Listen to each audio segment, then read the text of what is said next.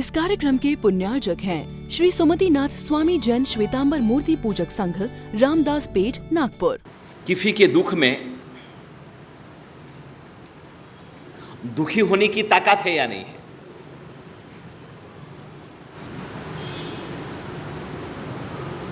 किसी के सुख में सुखी होने की ताकत है या नहीं है?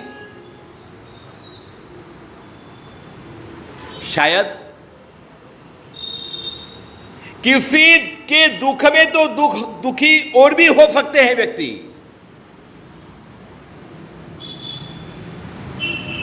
लेकिन किसी के सुख में सुखी होना बहुत मुश्किल है।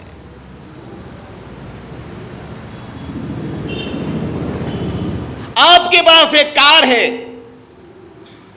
आपका पड़ोसी आपसे भी बहुत अच्छी कार लाया, आपको क्या होगा? आपको क्या होगा? आपके बंगले से पड़ोसी ने अच्छा बंगला बना लिया, आपको क्या होगा?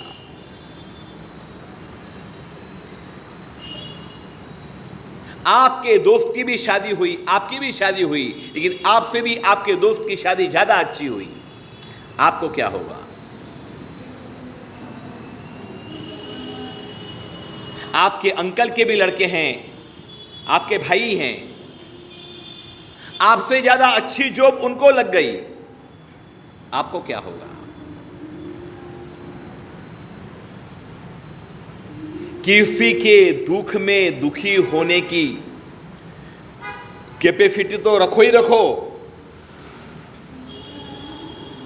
लेकिन उससे भी ज्यादा जरूरी किसी सुखी व्यक्ति की जिंदगी के अंदर क्या मत करो? आग मत लगाओ। सब कुछ अच्छा भला चल रहा था, लेकिन मंथरा एक चिंगारी लेकर के आई, ऐसी चिंगारी लेकर के आई, ऐसा बीज रोपित किया, ऐसी आग लगाई जिस आग ने पूरी अयोध्या को, समूचे भारतवर्ष को गमगीन कर दिया। किसी के सुख में सुखी होने की कोशिश करो, किसी की प्रशंसा को सहन करने की ताकत रखो। सासू के सामने बहू की प्रशंसा ज्यादा हो जाए तो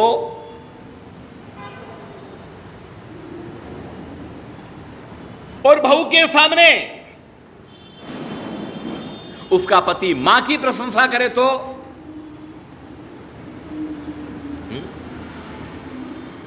और घरवाली जब अपने मायके की तारीफ करे तो आप लोग बर्दाश्त कर सकते हो? मुझे मालूम है तुम्हारी मां कैसी है। पति भी बोलेगा बैठ बैठ, तेरे मायके वालों को मैं जानता हूं। अरे कुछ तो सहिष्णुता रखो भाई, कुछ तो दिल को बड़ा रखो।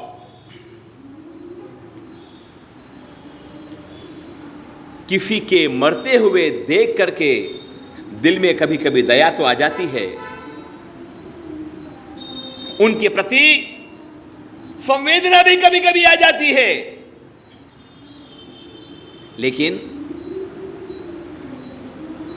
किसी के सुख के दिनों को देख करके आपकी जलन छुप नहीं सकती।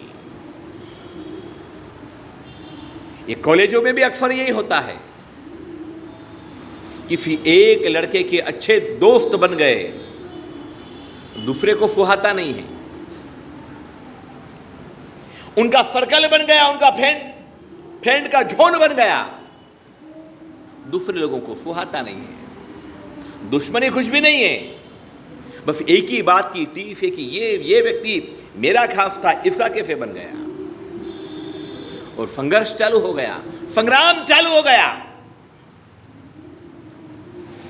रामायण में ऐसे ऐसे आदर्श प्रसंग हैं, ऐसी ऐसी अद्भुत बातें हैं, जिन बातों को सुन करके हृदय के अंदर वेदना और संवेदना दोनों प्रकट हुए बिना रह नहीं सकता।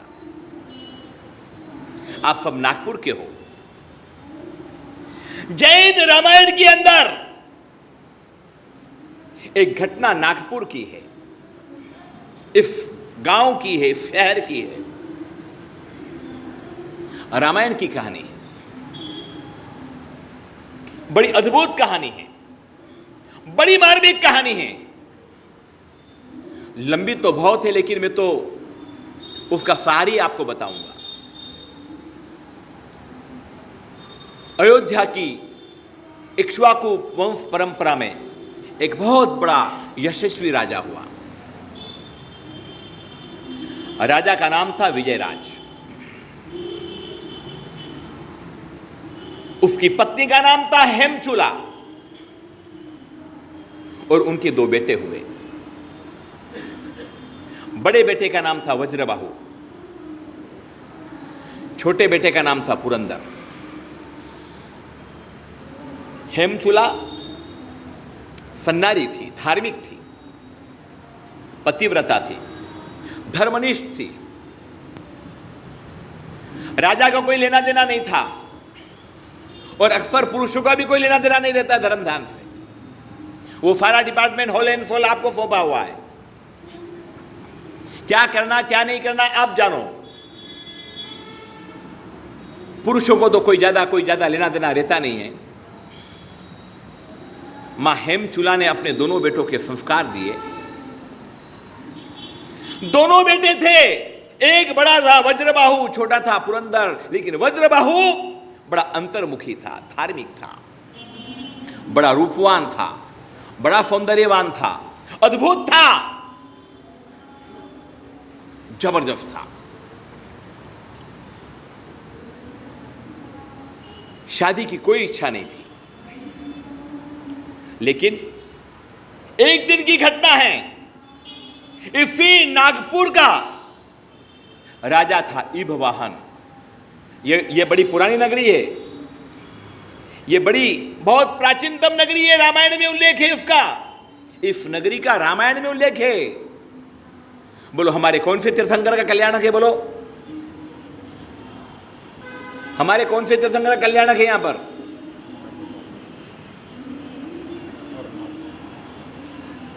बहनों बोलो, इनको तो मालूम नहीं है। आपके ऊपर थोड़ी उम्मीद टिकी हुई है। 24 तीर्थंकर परमात्मा में से एक तीर्थंकर परमात्मा है। जिन तीर्थंकर परमात्मा का कल्याणक यहां पर हुआ है, जन्म यहां पर हुआ है। आपको पता है या नहीं है? हाँ जी बोलो।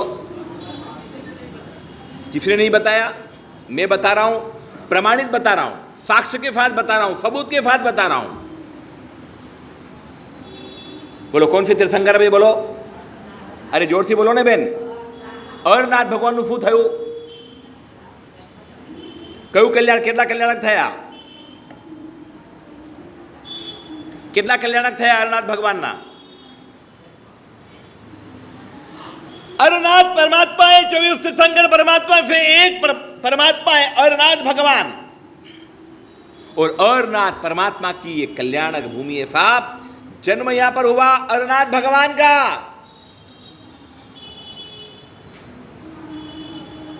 मुझे लग रहा है कि मुझे इसकी पूरी एक विधिवत जानकारी देनी पड़ेगी। अरनाथ परमात्मा, नागपुर उनका जन्म हुआ। इसी नागपुर का राजा इबवाहन और उसकी बेटी मनोरमा। पहले राजा अपनी बेटियों के लिए, राजकुमारों के लिए संदेश भेजते थे। नागपुर के राजा ने अयोध्या नरेश विजय राज्य के पास में वज्रबाहु के लिए मांग रखी कि आपके बेटे को मेरी पुत्री मुझे प्रदान करनी है, देनी है, शादी करनी है। विजयराज प्रसन्न हो गया। नागपुर जैसे महान राजा का संदेश आया है, वो खुश हो गया। उसने प्रसन्नता के साथ हां कर दी। बेटे को पूछा नहीं, पहले पूछते भी नहीं थे बेटे को। बेटे को आदेश दिया, जा पूरे जान के साथ में, जान बोलते क्या बोलते हैं उसको, बारात लेकर के जा। और बारात लेकर के वज्रबाहु चल पड़ा। नागपुर में आया, शादी करी। पहले के समय में लड़के बारात लेकर के आते थे, अब का तो मालूम नहीं। अब का तो मालूम नहीं अभी क्या हो रहा है। शायद अब लड़कियां बारात लेकर के आ रही है, लड़कियां आती है। वज्रबाहु ने शादी करी, बड़ी धूमधाम से शादी हुई, अभूतपूर्व रूप से शादी हुई। क्या राजकुमारी थी मनोरमा, क्या राजकुमार था। सारे नागपुर वालों को इंतजार था कि हमारा दामाद कैसा होगा।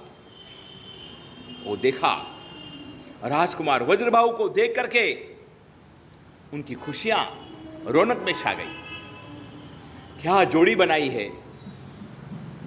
किसी की भी शादी में जाते हो, किसी की भी शादी में जाते हो, क्या लोग क्या पूछते हैं आपको? ईमानदारी से बोलो, क्या पूछते हो? बोलो बोलो तो सही। चाहे आपकी जोड़ी बर्बाद हो गई हो, लेकिन आप सर्टिफिकेट क्या देते हो? क्या कमाल है। हाइट का भी मैच हो रहा है, रूप रंग का भी मैच हो रहा है, एजुकेशन भी मैच हो रहा है। अरे भाई, ये सब तो मैच हो रहा है, ठीक है, लेकिन नेचर मैच हो रहा है कि नहीं हो रहा है? भाग्य मैच हो रहा है कि नहीं हो रहा है? एक बार शादी करने के बाद फिर जो कहानियां चालू होती है, वो अभी तक आप सब भुगत रहे हो, अभी तक आप सब झेल रहे हो। न तो बोल सकते हो, न तो छूट सकते हो। एक बेल आता है, कोल्लू का बेल आता है। एक बार वो जुड़ गया, उसके बाद न रुक सकता है, न छूट सकता है। केवल क्या करना है उसको? घूमना ही घूमना है, घूमना ही घूमना है। और इस कोल्लू के बेल बनने के बाद भी कोई अगर पूछे कि भी संसार में रहने जैसा है या त्याग करने जैसा है, कोई व्यक्ति अगर आपके समीप में आवे, उसको आप एडवाइस क्या दो? ईमानदारी से बोलो, क्या सलाह दो? एडवाइस क्या दो? हमारे साथ में दीक्षार्थी लड़के रहते हैं, विहार में चलते हैं। अब विहार में कर हम क्या कर सकते हैं? उनको कई फ्रावों को घर भोजन करने के लिए भेजते हैं। वहां पर भेजते हैं तो जिसके यहां पर भोजन करने के लिए जाते हैं, वो सबसे पहला सवाल पूछते, माँ बाप है कि नहीं है? उन लोगों में धारणा बन गई, दीक्षा कौन लेगा भैया? जिसके माँ बाप ना हो वही दीक्षा लेगा। दूसरा सवाल पूछते, घर बार है कि नहीं है, कि कोई अनाथ आश्रम में से आया है? तीसरा सवाल पूछते, खाने पीने का है कि नहीं? और ये सब पूछने के बाद में फिर बोलते कि महाराज के चक्कर में तू कैसे पड़ गया भाई? हमारे एक महाराज को तो एक गांव के अंदर भेजा भोजन करने के लिए। एक बासाब थे, वो अड़ गए। इतना अच्छा दिख रहा है, इतना स्मार्ट दिख रहा है, दीक्षा तो तेरे को लेने नहीं दूंगा, मेरी बेटी तेरे को दूंगा। मेरी 3 बेटियां हैं, तेरी जो मर्जी पड़े वो ले, लेकिन तू दीक्षा नहीं लेगा। तेरी शादी मैं करूंगा, मेरी बेटी, कोई दीक्षा की जरूरत नहीं है, कोई बेटी दे या ना दे, मैं दूंगा तेरे को बेटी, चल। इतना सब कुछ होने के बाद भी,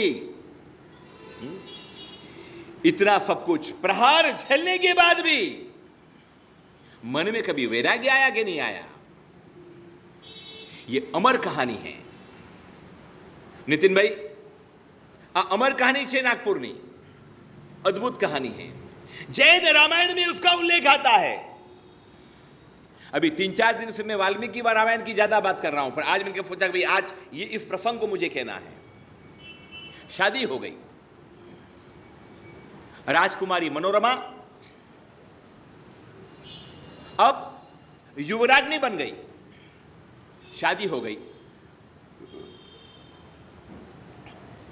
सारा रसाला लेकर के वज्रबाहु अपने वतन अयोध्या की ओर निकलने लगा। उसका साला उदय सुंदर वो भी साथ में चला, 25 राजकुमार भी साथ में थे। चल रही है गाड़ी, पूरी बारात निकल चुकी है अयोध्या के लिए, राह बढ़ रही है, मंद मंद रथ बढ़ रहा है आगे। एक छोटी सी पहाड़ी, उस छोटी सी पहाड़ी पर एक विराट चट्टान, और उस चट्टान के ऊपर एक साधनारत मुनिवर ध्यानस्थ अवस्था में ध्यान कर रहे हैं। वज्रबाहु ने मुनिराज को देखा, उसने अपने साले उदय सुंदर को कहा, उदय सुंदर रुक, रथ रोक। उदय सुंदर क्या हुआ जीजाजी, क्या हुआ? वो क्या गया? अरे बोले रुकना 2 मिनट। उदय सुंदर ने रथ रोका, वज्रबाहु नीचे उतरा, 2 हाथ जोड़ करके उस महामुनि के चरणों में नमस्कार करने लगा। उदय सुंदर को मजाक सूझी, जीजाजी क्या बात है, आपके तो शायद वैरागी के भाव लग रहे हैं। अरे आप कितने प्रसन्न हो गए, एक मुनिराज को देख करके आपकी तो कली कली खिल गई, क्या बात है, दीक्षा लेनी है क्या? ये शब्द मजाक में बोले गए थे या रियल में बोले गए थे? बोलो क्या आप मजाक करते हो नहीं करते हो? किसी व्यक्ति को देख करके आप क्या बोले, गुरुदेव इनको दीक्षा दे दो? केवल दीक्षा दिलाने में इंटरेस्टेड है हो कि कभी दीक्षा लेने में भी इंटरेस्टेड हो? क्या करते हो? कोई पराया व्यक्ति आवे तो अभी हाल दीक्षा दिला दो, गुरुदेव दीक्षा दो, आप तो बिल्कुल दीक्षा दो। कभी कभी तो सारे गांव के लोग, संघ के लोग किसी एक व्यक्ति को टारगेट करके बोलते हैं, गुरुदेव इनको आप दीक्षा दे दो, इनको आप ले जाओ, हमारे संघ में शांति हो जाएगी। इस कार्यक्रम के पुण्यार्जक थे श्री सुमतिनाथ स्वामी जैन श्वेतांबर मूर्ति पूजक संघ, रामदास पेठ, नागपुर।